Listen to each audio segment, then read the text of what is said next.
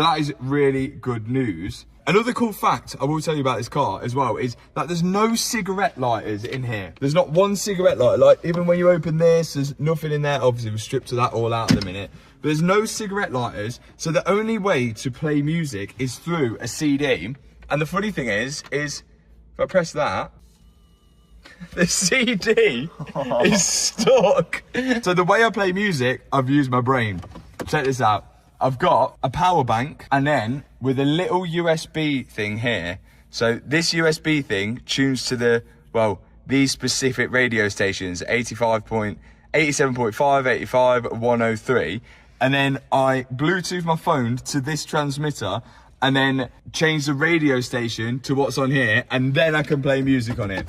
Big brain. So remember. The Bugatti Veyron starts perfectly and then dies 1 second later. No warning that makes sense. No obvious blown fuse. The fuel pumps are running. The battery has power. The keys appear to be working. And yet, this multi-million-dollar hypercar simply refuses to stay alive. Then the diagnostic system reveals the message that changes everything. No communication with the fuel pump control module. At first, it sounds like a simple electrical problem. Find the fuse. Replace it. Start the car. But that's where things got much worse.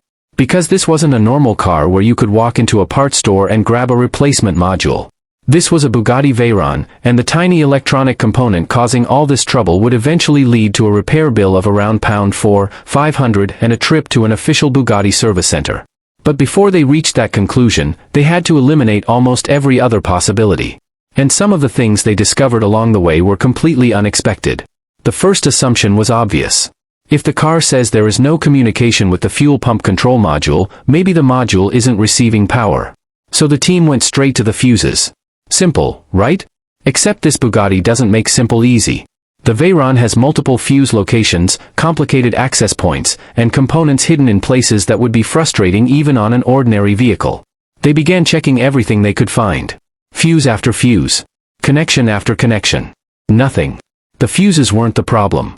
And this is where the diagnosis became more interesting. Because the engine wasn't completely dead. It would actually start. For a brief moment, the Veyron would fire up. Then almost immediately, stall. That tiny detail was extremely important. If the engine couldn't start at all, the team could investigate ignition, fuel delivery, immobilizer systems, and a dozen other possibilities. But the fact that it started and then died suggested something was being allowed to happen temporarily before the car's electronic systems shut it down. So now the question changed. What was stopping the engine after it had already started? One possibility was the immobilizer. And honestly, the symptoms made that theory believable. A security system problem can make a perfectly healthy engine start and then shut down almost immediately. So the keys were investigated. The immobilizer system was checked. The diagnostic system was examined for related faults. But again, nothing obvious. The immobilizer wasn't giving them the answer they were looking for. Then another suspect appeared. An aftermarket tracking system. The Veyron had additional electronics installed, and whenever a car refuses to start properly, aftermarket equipment can become a major suspect. A tracker with a power problem. A bad connection. A communication issue. Anything interfering with the factory electronics could potentially create chaos. So that had to be investigated too. But once again, the evidence wasn't pointing there. And now the team was running out of the easy answers. The fuses were good. The immobilizer wasn't the obvious problem. The tracker wasn't giving them the explanation. The keys weren't suddenly useless. Yet the Veyron still wouldn't stay running. And this is where the diagnostic process became much more important than simply replacing parts. Because on a car like this, guessing can get incredibly expensive. Instead of throwing parts at the problem, the team started looking at what the car was actually telling them. The fuel pressure data revealed something interesting. There was an imbalance between the two engine banks. That immediately pushed the investigation deeper into the fuel system. The Veyron wasn't simply suffering from a mechanical fuel problem. Something was happening between the fuel pumps and the electronic systems controlling them. And that brought them back to the mysterious control module. But there was still one major problem. How could they prove that the module itself was actually faulty? This is where one of the smartest diagnostic tests came into play. Instead of assuming the module was bad, they began swapping components between the engine banks. The idea was simple. If the problem moved when the ECU was moved, then the ECU could be responsible. If the problem stayed in the same place, something else had to be causing it. It was essentially a process of elimination. And the results started narrowing the possibilities. The fuel pumps themselves weren't behaving like the original culprit. The ECU units weren't suddenly creating the same problem when swapped. The evidence kept pointing toward one central component: the fuel pump control module. And then they found something that made the whole situation even more interesting. The module appeared to have cracked solder joints. To anyone looking at a normal car, that might sound like a relatively small problem. But inside a Bugatti Veyron, a tiny electronic failure can become a massive mechanical headache.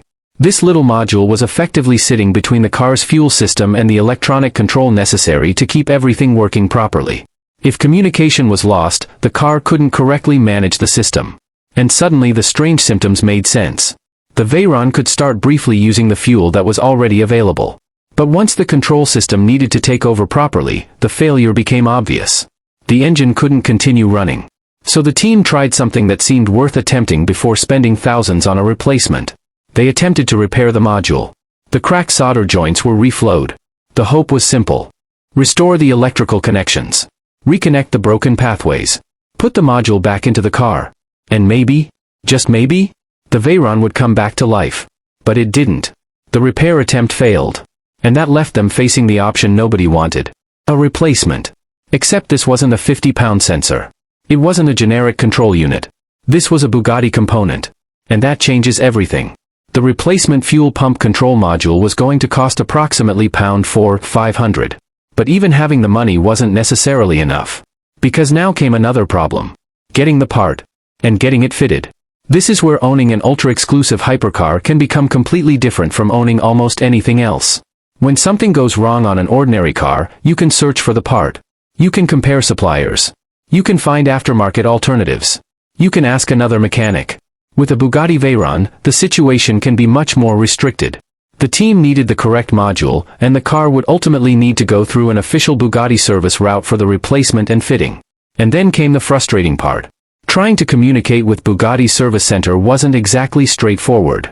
Calls, messages, waiting, trying to get answers. For a car worth millions, you might expect everything surrounding its maintenance to be effortless. But the reality can be very different. The more exclusive the machine becomes, the smaller the network of people capable of working on it. And that means even a relatively small electronic failure can turn into a huge logistical problem. But there was another detail that made this story even more fascinating. The fuel pump control module wasn't necessarily some random failure. The investigation uncovered information suggesting that this particular component had been subject to a recall on some Veyrons, with revised software associated with version v3.03. And suddenly, the problem looked less like an isolated disaster. It raised a much bigger question. How can a car this advanced depend on a component that can fail badly enough to stop the entire vehicle from running? That's the strange reality of modern hypercars. You can have an enormous engine, multiple fuel pumps, sophisticated electronics, complex cooling systems, advanced security, and thousands of engineering hours behind every component. Yet sometimes the thing keeping the entire machine alive is a small electronic box hidden somewhere in the system. And when that box stops communicating, the entire car can effectively become useless. But there was still one more thing that made this Veyron story fascinating. The team wasn't just dealing with electronics. They were also dealing with the realities of maintaining a car that wasn't designed around easy ownership. Even basic things could become complicated. The car's battery setup had its own peculiarities. The aftermarket tracking system had to be considered. Accessing certain fusible links required difficult panel removal. And even something as simple as entertainment became an unusual challenge. The owner eventually used a power bank and an FM transmitter to get music into the car because the Veyron's available media options were so limited. Think about that for a second. This is one of the most technologically advanced and expensive cars ever produced. A machine capable of extraordinary performance. Yet you're using a power bank and an FM transmitter to solve a basic music problem. That contrast is what makes the Veyron so fascinating. It's a masterpiece of engineering. But masterpieces can still have weaknesses. And when something fails, the solution isn't always straightforward. In this case, the team didn't solve the problem by randomly replacing everything. They tested. They eliminated possibilities. They studied the data. They swapped ECUs. They investigated the immobilizer. They checked the tracker. They inspected the fuses. They examined fuel pressure. And eventually, the evidence kept returning to the same place. The fuel pump control module. That is the biggest lesson from this entire situation. A complicated fault doesn't always require a complicated answer. Sometimes you just need to keep eliminating what isn't responsible until the remaining possibility becomes impossible to ignore. But on a Bugatti, finding the problem is only half the battle. The next challenge is getting the right part, getting the manufacturer involved, and paying the price. Because the Veyron didn't stop running because its enormous engine suddenly exploded. It wasn't destroyed by a catastrophic gearbox failure. It was brought to its knees by an electronic control module, a component small enough to hold in your hands. And fixing it could cost thousands.